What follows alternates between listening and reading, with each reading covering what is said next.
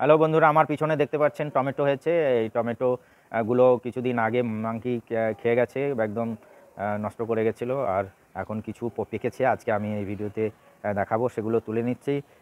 শুধু মাংকি নয়, টমেটোর উপর আপনার ইঁদুরেরও অত্যাচার আছে। বাড়ির যে পাইপলাইন আছে তার মধ্যে ইঁদুর থাকে, ইঁদুরগুলো খেয়ে নেয়।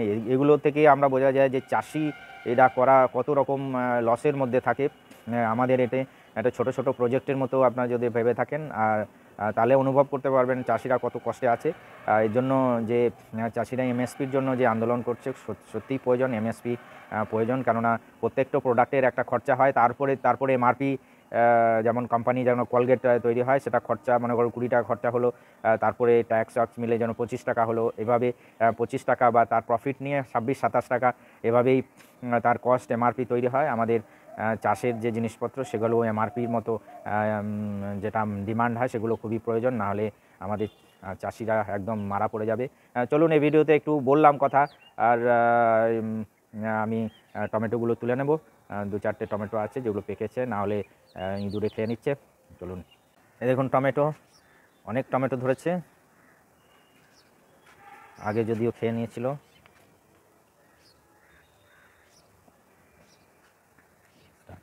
এই যে টমেটো পেকে গেছে।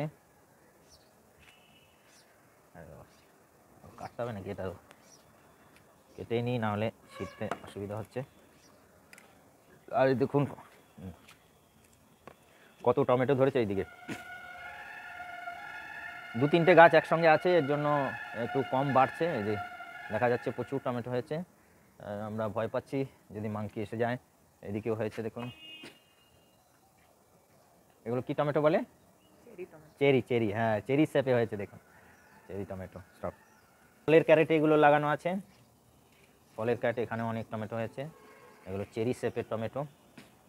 চেরি শেপের নয়, এগুলো যেহেতু কম মাটির উপরে তৈরি, এর জন্য চেরি শেপই এসে গেছে। আর এইদিকে দেখুন, এই যে ইঁদুরে খেয়েছে দেখুন। এগুলো তো কেটে পড়ে গেল। এই দেখুন, এটা ছিঁড়ে গেল অটোমেটিক গাছটা তোলার জন্য। এগুলো আমি সবই তুলে নেবো। টমেটো সাইজগুলো দেখুন, অসাধারণ সুন্দর সাইজ হয়েছে। এই যে এগুলো আমি আগেই তুলে নিচ্ছি, লাল হওয়ার আগেই, কেননা এখানে মাংকির অত্যাচার আছে। ওইদিকে যাও দেখি। স্টার্ট। এই যে ইঁদুরে খেয়ে নিয়েছে, সব থেকে বড় টমেটো হয়েছিল ওটা। এই যে,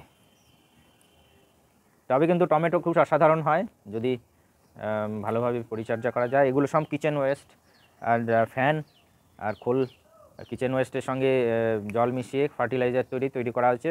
এই দেখুন কতগুলো টমেটো পাওয়া গেছে। আপনাদের কেমন লাগলো? আপনারা চাইলে এরকম লাগাতে পারেন, অসাধারণ। Thank you. প্লিজ কমেন্ট কেমন লাগলো আমার video. Thank you very much. টমেটোর সঙ্গে এই বেগুন দুটো তুলে নিই। এই দেখুন কত বেগুন হয়েছে, ছোট ছোট। বেগুন না তুলে নিলে কি হবে, এগুলোর বড় হবে না। পাশে যেগুলো হয়েছে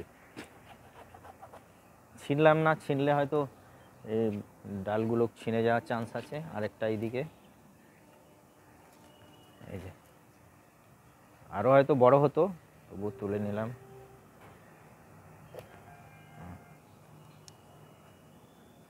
টমেটোর সঙ্গে বেগুনও তুলে নিলাম। কেমন লাগলো আমার ভিডিও অবশ্যই জানাবেন। Thank you very much.